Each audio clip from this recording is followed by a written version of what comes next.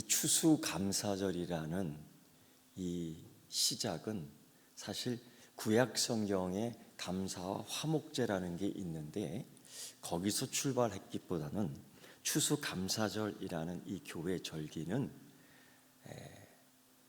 신약 시대도 아니고 구약 시대도 아니고 사실은 미국 개척 시대 때 시작된 겁니다. 공식적으로는 아브라함 링컨이 그 남북 전쟁이 서로 민족 간 싸우잖아요. 그걸 어떻게든지 화합하기 위해서 1863년도에 이 추수감사절이라는 이것을 만들어서 각 교회가 서로 화합하고 서로 나누어 먹고 서로 감사하는 이 축제로 만들었던 기원이 시작되는 거예요. 근데 이건 또 어디서부터 시작됐냐면은 사실은 1620년도에 그 영국에서 종교적 자유를 얻기 위해서 청교도주의 30명 가량이 이 메이플라워라는 배를 타고 이 미국 이 개척지를 이제 오게 됩니다. 그 배에는 102명이 타고 있었고 선원들은 35명 정도 타고 있었죠. 66일간의 항해 가운데에 이 메이플라워가 그 당시에 그 매사추세츠라는 이 동네에 도착을 해요. 그때 당시에는 완전히 인디언들만 있는 동네죠. 그 도착한 해가 11월 11일 겨울입니다. 얼마나 춥겠어요. 얼마나 힘들겠어요. 그 102명 선원 30명 제하고 102명만, 그중에 청교도주의 30여 명가량 있고요. 거기서 절반이 다 굶주림과 기후 적응이 안 되니까 다 죽습니다. 그러니까 다 죽을 수밖에 없어요. 이때에 원주민, 그 당시 인디언이었죠. 완파노아 부족, 그 부족들이 여러 부족이 있는데 싸나운 부족을 만났으면 다 죽었을 거예요. 근데 참 좋은 이웃이에요. 이 완파노노 이 부족이 그 지도자 이름도 다 있어요. 사모셋, 또 지도자 스칸도. 이 두 사람이 이 지도자가 되어서 이들에게 옥수수 재배법하고 사냥을 해서, 그 당시 짐승들이 꽤 많았으니까요, 그걸 잡아서 먹는 법, 저장하는 법, 소금에 절이는 법, 이런 걸 다 가르쳐줘요. 그래서 살아납니다. 그리고 그 다음에 옥수수를 심었는데 이게 나오는 거예요. 여러분, 그 기쁨 혹시 느껴보겠습니까? 그 짐승을 딱 잡아갖고 어쨌든 절어놨어요. 말렸어요. 근데 그걸 겨울에 이렇게 탁 뜯어서 국에다 딱 풀어서 먹을 때 맛이 나. 그 맛을 좀 이렇게 느껴보겠습니까? 그리고 살아난 거예요. 어떻게든 이 겨울을 살아난 겁니다. 그리고 그 옥수수 나달 할머니, 어디서 이게 있어요? 그런데 그 완파노와 그 부족 지도자들이 준 그 옥수수 씨앗을 심은 거예요. 근데 이게 나온 거예요. 근데 이게 추수를 한 거예요. 수확을 한 거예요. 야, 이 기쁨, 이건 엄청난 거예요. 그러니까 어쨌든 이 잔치를 좀 해야 될 텐데 이거 감사를 해야 돼. 우리가 살고 우리가 먹고 우리가 이거 누구 때문이에요? 그 부족, 그 원주민, 그 인디안 부족 때문에 그래요. 그들이 우리에게 도움을 준 거거든요. 그러니까 그들을 초청해서 감사했어요. 그래, 정말 감사합니다. 이게 당신의 것이에요. 당신의 것이에요. 그러면서 그 추수감사절은 이웃과의 관계, 더불어 하나님에 대한 감사와 이웃의 감사가 다 섞여요. 이것이 아브라함 링컨 때에 그 국가가 찢어지고 갈라지고 싸웠을 때 1863년도 그 링컨 대통령이 이거를 국가의 한 종교일로 정하게 됐고, 이런 교육을 받은, 이런 신앙 교육을 받은 그 미국 선교사, 우리나라에 들어온 선교사가 1904년도에 평양 장대현 교회에서 이 추수감사주의를 처음으로 시작했어요. 그러니까 그때 우리나라가 얼마나 어려울 때예요. 그때 우리나라가 얼마나 심할 때예요. 이때에 소망을 주고, 이때에 그 생명을 불어넣어주고, 이때 견딜 수 있는 힘을 주는 게 뭐냐? 그리고 그런 가운데 이 국가가 굉장히 힘들 때에 그럼에도 불구하고 견딜 수 있는 감사의 신앙을 심어줘요. 이게 추수감사주일 1904년도에 일어난 신앙운동의 하나입니다. 감사운동. 그 이후 한국 교회가 이 추수감사주의를 계속 지켜왔던 거예요. 그러니까 이거 굉장히 귀한 겁니다. 굉장히 귀한 겁니다.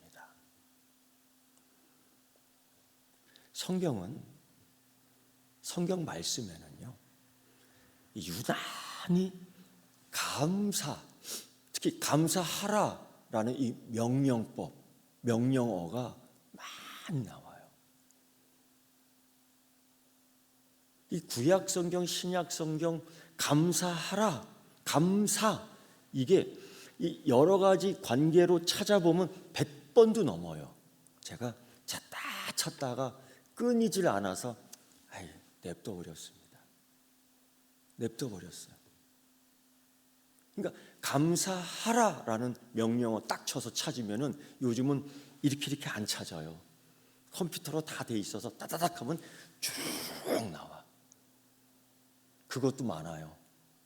근데 여기와 파생된 관계되어 있는 감사의 상황을 또 조사해봐라. 그냥 나와. 근데 그걸 하나하나 하다가 못하겠다, 안 되겠다, 너무 많다. 그 정도로 많아요. 그런데 왜 성경은, 하나님 말씀은 이토록 명령하기까지 감사해야 된다? 이 감사는 안 해도 되고 해도 되는 게 아니야. 감사해야 돼. 꼭 해야 돼. 이 정도로 강조합니다. 왜? 결론은 그렇습니다. 감사는요, 내 영혼을 풍성하게 하는 거예요. 외부 조건에 상관없이 내 영혼을 풍성하게 해요. 그러면 이런 효과는 어떤 또 힘이 있느냐? 여러분, 감사는 능력이 됩니다. 희한해. 감사는 능력이 돼요. 어떤 능력? 축복을 가져오는 능력이 돼요. 감사는 은혜를 받는 능력이 돼요. 어제 하루 종일 생각했어요. 이걸 우리 성도님한테 뭐라고 표현을 할까? 뭐라고 비유를 할까? 감사는 어미닭이 알을 품는 겁니다. 먹는 시간, 쉬는 시간, 자는 시간, 활동하는 시간 다 줄여가면서 그게 어쩌면 불평이 되고, 어쩌면 불편함이 되고, 어쩌면 내 삶에 부정이 될 수 있다고 생각되지만은 알을 품는 닭은 그렇지 않아요. 그리고서 거기에 삐약삐약하는 또 다른 소망이 딱 탄생하는 거죠. 그런 거예요, 감사는. 환경을 초월하고 조건을 초월합니다. 이런 경우가 있는데, 창세기 나오는 신앙의 인물 가운데 요셉이라는 자가 있어요. 그가 17살 때에 가족의 배신, 형제들의 배신에 의해서 살해당할 뻔하다가 노예, 먼 나라 노예로 팔려갑니다. 얼마나 상처가 많았을까? 얼마나 마음이 아프고 슬펐을까? 거기다가 노예로 팔려가며 온갖 잡스러운 고난을 다 당해요. 30살까지. 그러니까 약 13년 동안을 그 억울한 일 당하고 옥살이하고 그리고 풀려납니다. 13년 만에. 그런데 거기에서 그가 감사의 신앙을 잃어버리지 않아요. 감사의 믿음을 포기하지 않아요. 창세기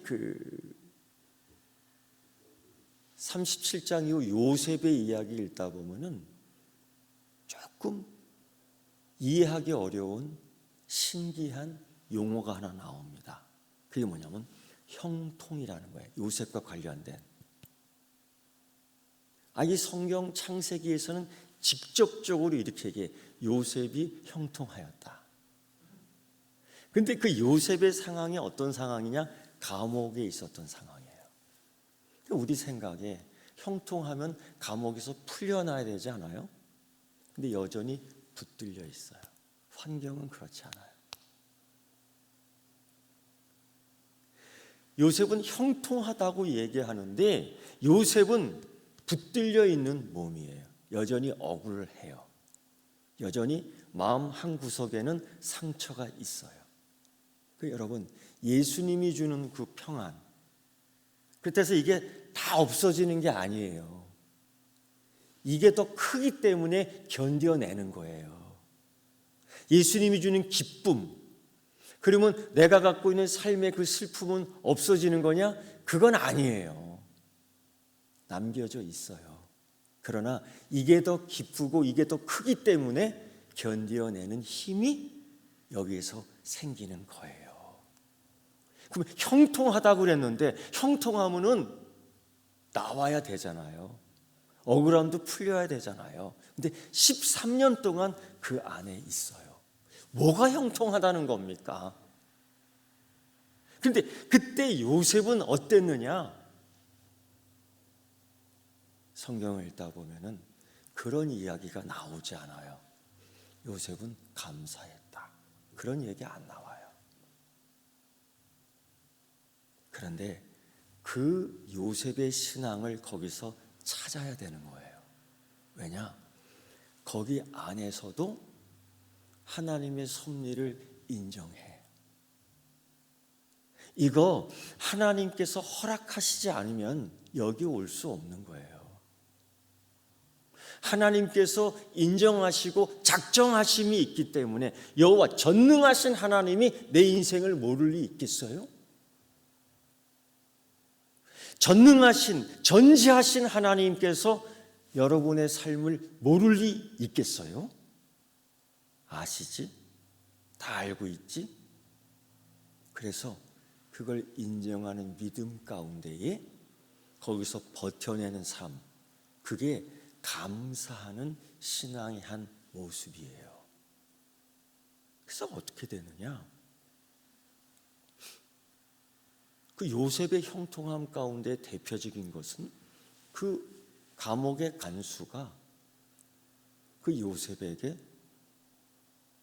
감옥의 문을 풀고 닫을 수 있는, 마치 천국의 문을 열고 닫을 수 있는 듯한 그 권세를 요셉에게 준 거예요.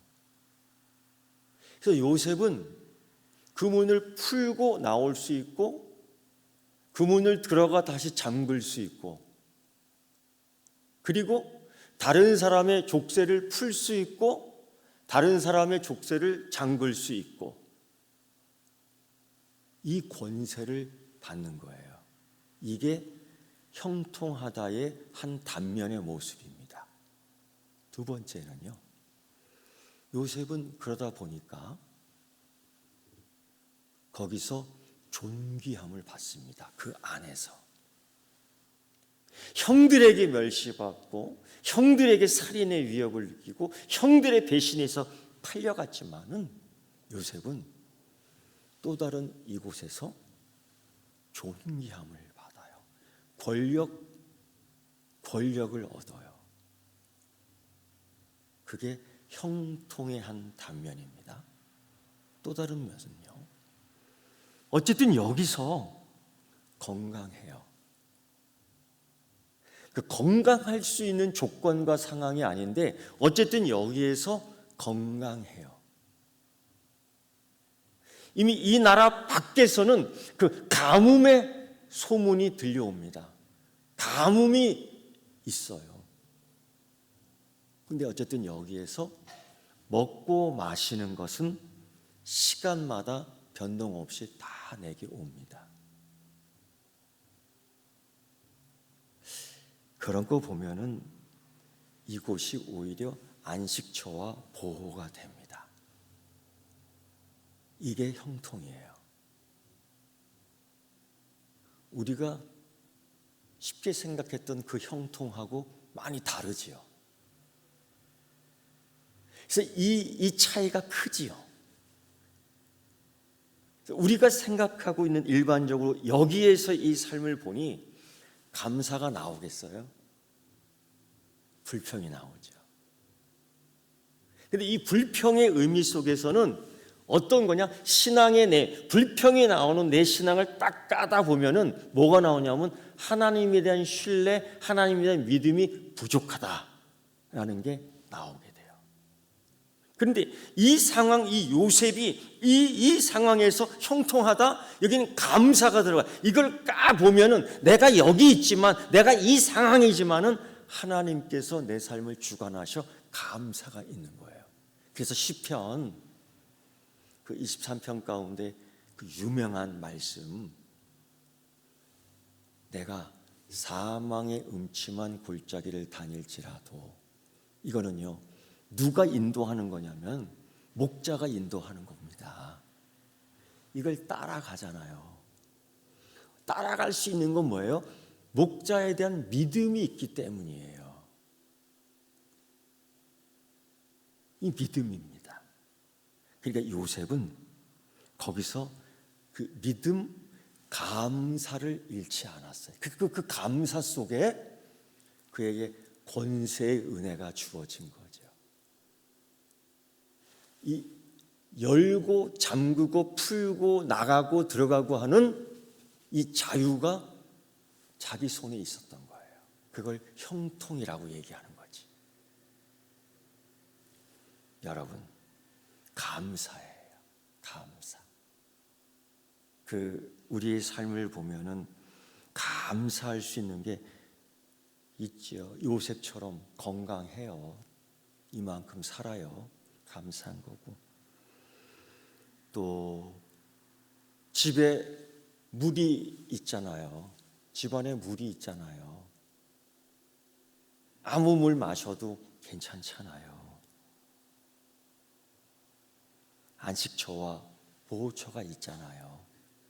감사한 거예요. 가족이 있잖아요. 우정이 그래도 있잖아요. 우정이 있잖아요. 우리 집사님 두 분 이렇게 앉아 계시지만은 믿을만 하잖아요. 아멘 안 하실 거예요. 믿을만 하잖아요. 감사한 거예요. 또 어려움도 있었지만은 어려움을 통해서 배웠잖아요. 믿음을 지킨다는 거 별거 아닌 줄 알았지만은 그 전염병 돌면서 믿음 지키는 게 쉬운 일은 아니구나, 지켜야 되는 거구나 깨달았잖아요. 깨달았잖아요. 영적인 면에 있어서도 하나님의 사랑과 은혜를 받으며 결국 뒤돌아보니 하나님 기도 응답이 있었잖아요. 문제는 그걸 까박까박 잊어버리니까 문제가 되는 거고요. 오랜 세월이었지만 13년 동안 17살 때 잡혀 들어가서 30살 때 풀려나니까 그래도 감사를 잊어버리지 않았기 때문에 그 감사를 잊어버리지 않는 것으로 끝나는 게 아니라 거기서 은혜를 받고 거기서 존중을 받고 거기서 먹을 거를 받고 거기서 입을 거를 받고 거기서 잠잘 거를 받고 거기서 존중함을 받고 거기서 형통함의 은혜가 있고 이게 다 생겨나는 거예요. 그러니까 감사를 하는 그 요셉, 우리 똑같지요. 이런 가운데 있어. 그래서 하나님 말씀 속에서 감사를 기억하라는 거예요. 감사를 기억하라. 어떤 정도로 기억해야 되느냐? 에베소서 2장 8절의 말씀을 보면 너희가 그 은혜에 의하여 믿음으로 말미암아 구원을 받았으니, 이게 거저 주시는 은혜거든요. 이거 잊지 말아라. 거저 줘서 가치 없는 게 아닙니다. 너무너무 비싸기 때문에, 너무너무 비싼 생명값이기 때문에, 돈으로 계산이 안 되기 때문에 그냥 너 가져. 그런 거예요. 그런 거예요. 여러분, 하나님의 은혜라고 생각되는 것이 뭐가 있습니까? 하나님의 은혜라는 것을 구체적으로 한번 헤아려 보십시오. 헤아려서 이렇게 하나하나 한번 세봤어요. 10가지가 넘어가더라고요. 금방. 구체적인 거 보면은요, 생명과 건강. 매일 아침 일어나잖아요.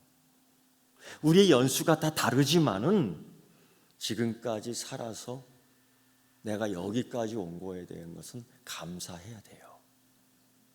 두 번째, 또 몇 번 구원의 은혜 있잖아요. 내가 예수 믿잖아요. 내가 무당 굿하면서 1년에 600만 원, 700만 원짜리 굿 안 해도 내가 이 땅에서 담대하게 살아갈 수 있는 믿음이 있잖아요. 그거 감사한 거예요. 여러분, 그 귀신에 붙들려 사는 사람 많습니다. 의외로 엄청나게 많아요. 하루 일어나면요, 동쪽으로 마음대로 못 가요. 서쪽으로 마음대로 못 가요. 우리는 그런 자유함이 있잖아요. 뭐 그런 게 있어요. 믿고 기도하고 가는 거죠. 이거 아무나 하는 거 아닙니다. 세 번째, 가족도 있고 친구도 있잖아요. 이게 감사한 겁니다. 자꾸 가족을 향해서 왼수 이러는데 그러면 안 돼요. 하나님 주신 가족입니다. 감사해야 돼요. 친구, 저거 별 볼 일 없어, 이런 얘기하면 안 됩니다. 귀한 친구예요. 감사해야 돼. 자연을 보십시오. 때가 되니까 노란 색깔이 보이잖아요. 주황 색깔이 보이잖아요. 이 교회 테두리 안에 있는 열매 맺는 이 과일 나무를 보면서 이게 살까 죽을까 어디서 얻어다가 심어놨는데 잎사귀 하나 안 나와갖고 여름 내내 물 줬다고요. 싹이 나오더라고요. 내가 그랬어요. 고맙다 그랬어요. 저도 미쳤지요. 미친놈같이 그 싹 나오지 않는 그 나무에 가서 너 이러면 안 된다. 내가 그 나무를 이렇게 흔들어 줬어. 흔들면 자극받아서 나온다 그러더라고. 그래서 흔들면서 너 이러면 안 된다. 내가 그래도 너에게 정성을 이렇게 보이고 맨날 물 주는데 그래서 반응은 해야 되지 않겠니? 어느 날 나오더라고. 난 그게 너무 감사해요. 그게 두 번째예요. 두 번째 살릴 거예요. 야, 생존력 좋구나. 성경 말씀 읽으면 은혜가 되고, 성경 말씀 읽으면 이해가 되고, 성경 말씀 읽으면 감동이 되고, 이거 감사한 겁니다. 이거 아무나 몰라요. 이게 무슨 뜻이야? 이런 사람이 허다합니다. 근데 이걸 읽을 때에 알아듣잖아요. 감사한 거예요. 기도하잖아요. 13년 걸렸지만은 응답이 되더라고요. 진짜로. 여러분과 나누고 싶은 그 간증의 응답에 대한 간증이 참 많아요. 저도 13년 된 게 있어요. 요즘 그걸 보면서 저 혼자 이렇게 눈물을 흘려요. 혼자. 아, 이거 틀린 게 아니고 옳은 거였구나. 남들 다 틀리다고 할 때 아닙니다, 이거 옳은 겁니다 했었거든요. 근데 지금에 와서 네가 옳다라고 하는 거예요. 너무 감사해요. 기다렸더니만 되더라고요. 감사해. 또 일상 속의 기쁨이 있잖아요. 지난주에는 저와 전혀 다른 환경에 있는 사람들과 만나서 기쁨의 교제를 했어요. 제가 최고로 그 사람들을 존중해 줬어요. 그랬더니만 그들도 나를 존중해 주더라고요. 일상 속의 기쁨, 관계 속의 기쁨, 이 감사가 그런 관계를 강화시켜. 전혀 모르는 사람인데 이 요셉과 상관없는 그 이방인들, 감사 속에 그 유대 관계를 굉장히 강화시켜요. 그리고 또 뭐가 있어요? 소망이 있잖아요. 하나님 나라에 대한 소망. 이걸 다른 표현로 할까요? 죽음에 대한 소망. 죽음에 대한 소망보다도 하나님 나라의 소망이 더 듣기 편하지요. 네. 근데 우리는 죽음에 대해서 그렇게 두려워하지 않아요. 그 믿음. 그 믿음이 있어요. 겨자씨만한 믿음이라도 예수님이 인정해 주셨습니다. 그 믿음이라고. 얼마나 감사합니까? 이런 게 참 많아요. 이런 게 사실 있어요. 이렇게 퍼뜩만 생각해도 지금 제가 10가지를 얘기했습니다. 11가지, 20가지가 있죠. 근데 왜 이 감사를 적극적으로 하냐? 빌립보 4장 6절 이하에서 그래요. 모든 일에 감사함으로 기도할 때 감사함으로 먼저 시작하라는 거예요. 어떻게 그렇게 할 수가 있어? 훈련이에요. 훈련입니다. 실습해야 됩니다. 그러면 하나님의 평강이 우리 마음을 지켜준답니다. 환경이 그렇지 않잖아요. 근데 거기서 우리 마음을 지켜주는 거예요. 이게 축복이죠. 이게 은혜죠. 감사는 여러분 다양한 상황 속에서 우리 마음을 지켜주는 능력이 있는 겁니다. 이게 축복이에요. 살다가 당황스러운 일들이 얼마나 많아요. 그런데 평강에 이르도록 해주신다는 거죠. 이건 약속입니다. 감사하는 자에게 주신 하나님의 약속입니다. 할렐루야. 그래서요, 그저 밥 먹을 때도 감사합니다. 물 마실 때도 감사합니다. 저는 이렇게 물 마실 때마다 항상 감사합니다. 왜? 우리 의사 선생님, 장로님 계시지만은 중환자실 들락달락 많이 해보잖아요. 저도 목사로서 그 중환자실을 자주 들락달락 했었거든요. 한 번은 그때 잊혀지지도 않아요. 요만한 갓난 아이 몸에 호수를 7개나 박아 놓더라고요. 내가 그걸 보고 나서 통곡을 했어요. 하나님, 저 아이를 살려주세요.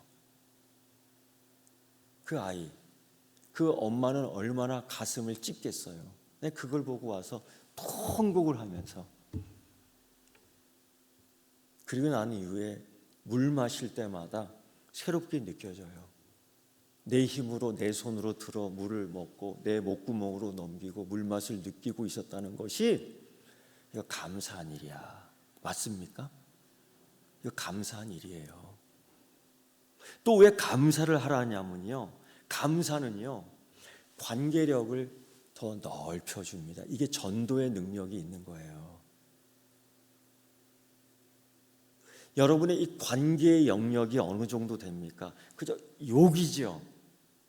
저기까지 가야 돼요. 그러면 이게요, 감사의 영역이 여기까지밖에 안 돼요. 그래서 이 관계의 영역이 여기밖에 안 돼요. 이제는 감사를 조금 더해서 관계의 영역을 저기까지 해보십시오. 요셉이 감사가 어디까지 가냐면은 그 당시 왕에게까지도 전달이 되잖아요. 그 자기 요 틀 안에서만 있던 이 감사가 조금씩 확장이 되는 거죠. 그래서 자기의 이 관계의 영역, 이 관계의 이 바운더리가 좁잖아요.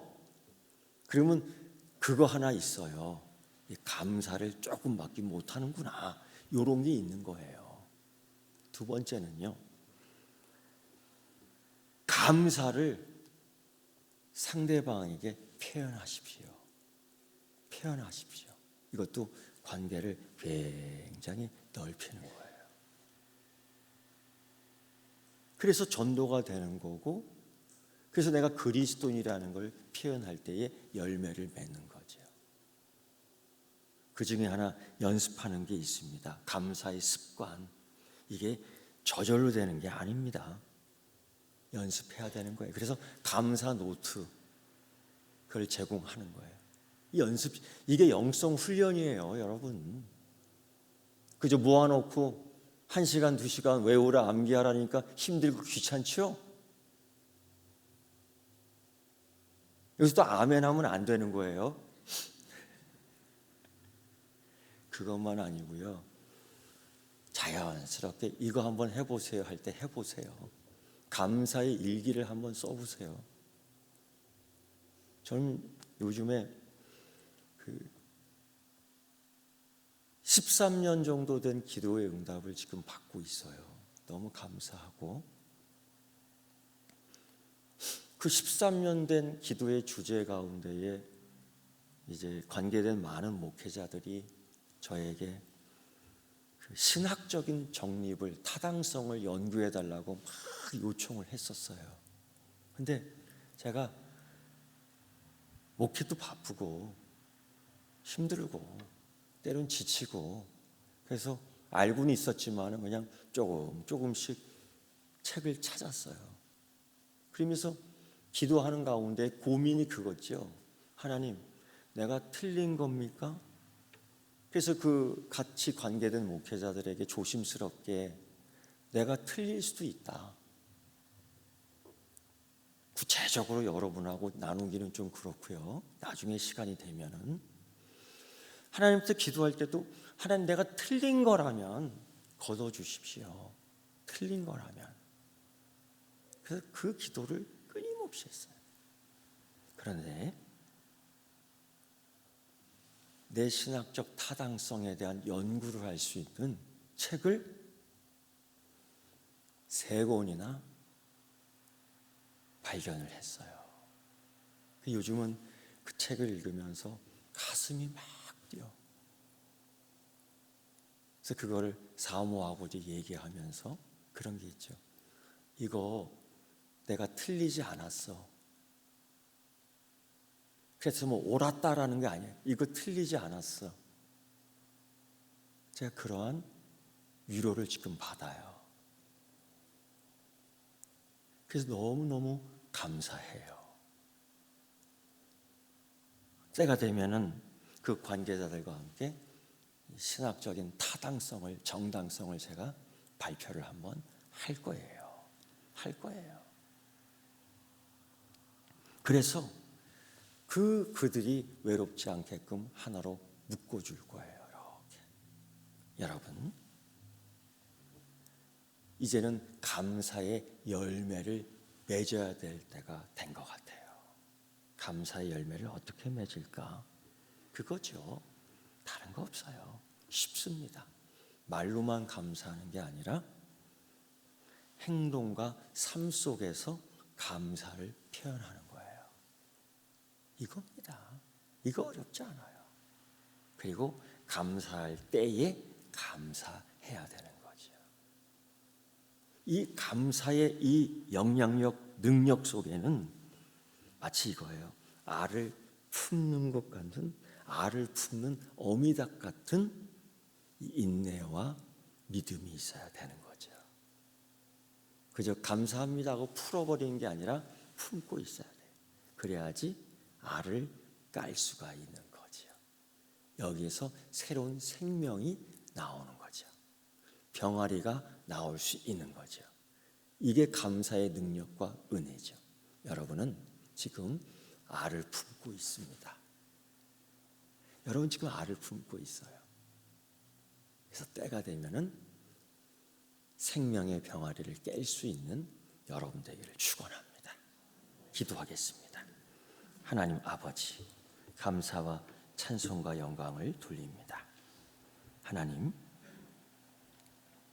감사의 은혜가 능력이고 감사의 축복이 능력이고 그 감사가 능력임을 깨닫게 됩니다. 하나님, 이러한 능력을 잘 받아 누리게 하여 주시옵소서. 예수님의 이름으로 기도드리옵나이다. 아멘.